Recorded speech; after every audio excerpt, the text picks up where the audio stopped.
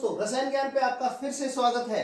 आपने पहली वीडियोस भी देखी, मैंने सॉल्यूशन चैप्टर पढ़ाना स्टार्ट किया है। 12th क्लास का फर्स्ट चैप्टर है और मैंने डाली थी मोलैरिटी और मोल फ्रैक्शन, यहाँ तक डाला है मैंने। अब मैं आगे नया टॉपिक ले रहा हूँ और मैंने लाइव क्लासेस भी लेनी स्टार्ट की है। मैं टाइम बता दूंगा लाइव क्लासेस का, और लाइव क्लासेस आपने फुल सब्जेक्ट में फुल सिलेबस पढ़ाऊंगा। तो आज का हमारा टॉपिक है solubility of solids in liquid. ये नेक्स्ट टॉपिक है 12th क्लास में सॉल्यूशन चैप्टर में, और बहुत ही इंपॉर्टेंट टॉपिक है। अगर आप सॉल्युबिलिटी की बात करें तो हमारे पास जो भी कंपाउंड होते हैं, सॉलिड सॉलिड में घुलते हैं, सॉलिड लिक्विड में घुलते हैं, सॉलिड गैस में घुलते हैं, एंड वाइस वर्सा। मतलब लिक्विड सॉलिड में, सॉलिड गैस में, गैस लिक्विड में, ऐसे 9 टाइप के सॉल्यूशन हम बना सकते हैं, आप जानते हैं। तो 9 टाइप के सॉल्यूशन अगर हम बना सकते हैं तो सबसे पहले हमें पता होना चाहिए कि हमारे पास सॉल्युबिलिटी है क्या एक्चुअल में। क्योंकि अगर हमें यही नहीं पता सॉल्युबिलिटी क्या है तो हम पढ़ेंगे कैसे। सॉल्युबिलिटी देखो, आपने एक ग्लास लिया, इस ग्लास में आपने 100 ग्राम वाटर लिया, वाटर मतलब सॉल्वेंट लिया। अब आपने इसमें शुगर डालनी स्टार्ट की, आप ऊपर से चीनी डालना है, शुगर। अब मैक्सिमम अमाउंट शुगर की, मैक्सिमम अमाउंट जो 100 ग्राम सॉल्वेंट में घुल सकती है up to the saturation, that's known as solubility. मतलब कितनी घुल सकती है, सपोज 10 ग्राम घुल सकती है, 20 ग्राम घुल सकती है। जब तक कि सॉल्यूशन सैचुरेटेड ना हो जाए तब तक जो अमाउंट घुल सकती है दैट्स नोन एज सॉल्युबिलिटी। अब इसमें भी दो बातें हो सकती हैं। अगर आपने टेम्परेचर बढ़ा दिया है सॉल्यूशन का, तो टेम्परेचर बढ़ाते समय क्या होता है, इसकी सैचुरेशन खत्म हो जाती है, मतलब सॉल्यूशन हो जाता है अनसैचुरेटेड। अनसैचुरेटेड आप जानते हैं, इसका मतलब मैं बता रहा हूं, असंतृप्त। अगर हम सॉल्यूशन का टेम्परेचर बढ़ाते हैं तो सॉल्यूशन हो जाता है अनसैचुरेटेड। इसका मतलब आप इसमें अभी और चीनी घोल सकते हैं। जरूरी नहीं 20 ग्राम घोले, 21 ग्राम, 22 ग्राम, कितने भी घुल सकती है।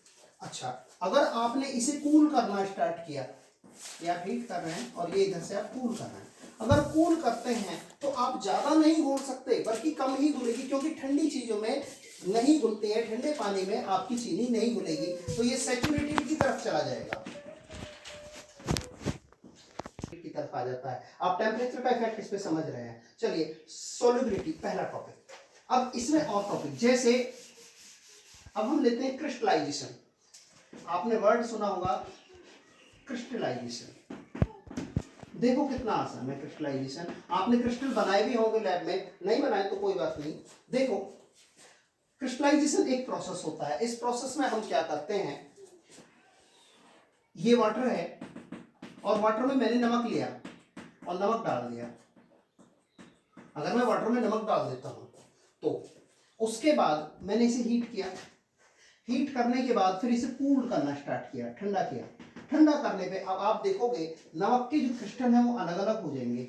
मतलब यहां पे सॉलिड और लिक्विड एक साथ घुले हुए थे।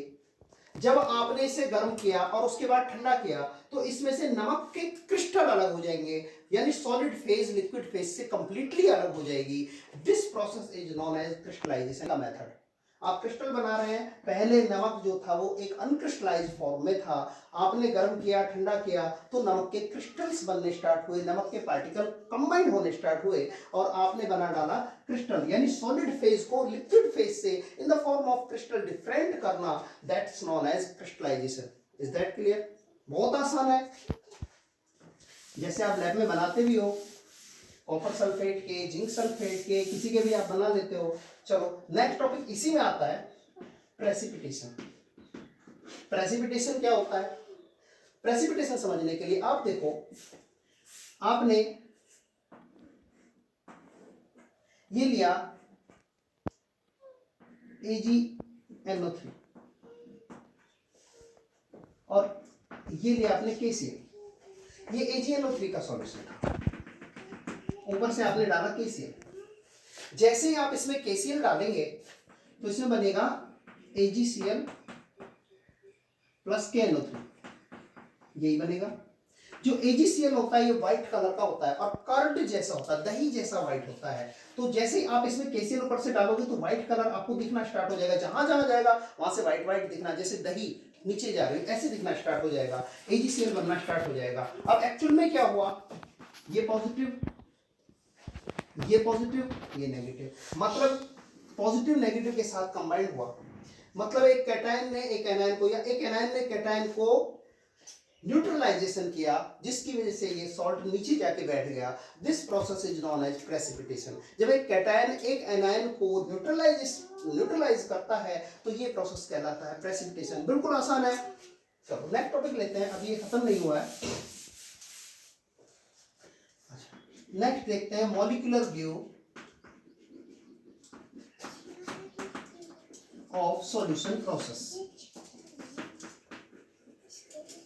मॉलिक्यूलर व्यू देखते हैं सॉल्यूशन बनाने के प्रोसेस में। अगर हम मॉलिक्यूलर व्यू की तरफ जाते हैं तो मॉलिक्यूलर व्यू में आप देखो 3 प्रोसेस हो सकते हैं। पहला तो ये होता है कि जब आप एक सॉल्यूशन बना रहे हो तो सॉल्यूट प्लस सॉल्यूट, ये दोनों पार्टिकल एक दूसरे से दूर की तरफ भागते हैं, पास तो नहीं आएंगे। सॉल्यूट सॉल्यूट पास आ गए तो फिर आपका सॉल्यूशन नहीं बनेगा। सॉल्यूट सॉल्यूट डिस्पर्स हो रहे हैं, डिस्पर्स मतलब दूर भागना। दूसरा प्रोसेस ये हो सकता है कि सॉल्वेंट के पार्टिकल्स आपस में डिस्पर्स हों। तीसरा होता है सॉल्यूट प्लस सॉल्वेंट, ये आपस में अट्रैक्ट होते हैं, डिस्पर्स नहीं होते, कंबाइंड होते हैं। अट्रैक्ट आप जानते हैं, अट्रैक्ट मतलब पास आना। तो ये 3 प्रोसेस होते हैं। इस वाले में, पहले वाले केस में देखो, जब सॉल्यूट सॉल्यूट पार्टिकल दूर भागते हैं तो दूर भागने के लिए एनर्जी की जरूरत होती है, और एनर्जी की जरूरत होती है तो प्रोसेस एंडोथर्मिक होता है। This is endothermic process. फिर देखो सॉल्वेंट के पार्टिकल एक दूसरे से दूर भाग रहे हैं, और दूर भागने के लिए फिर एनर्जी की जरूरत होती है, तो ये भी एंडोथर्मिक प्रोसेस, या डेल्टा H2। और अगर सॉल्यूट और सॉल्वेंट पार्टिकल पास पास आते हैं, कंबाइंड होते हैं, तो कंबाइंड होने में एनर्जी रिलीज होती है, और रिलीज होती है तो प्रोसेस हो गया आपका एक्सोथर्मिक। एक्सोथर्मिक है तो डेल्टा H3, एक ये हो गया। मतलब इस सारे प्रोसेस में जो आपकी एनर्जी यूज हुई वो इतनी थी, delta H1 plus delta H2 plus delta H3, ये टोटल आपकी एनर्जी हो गई।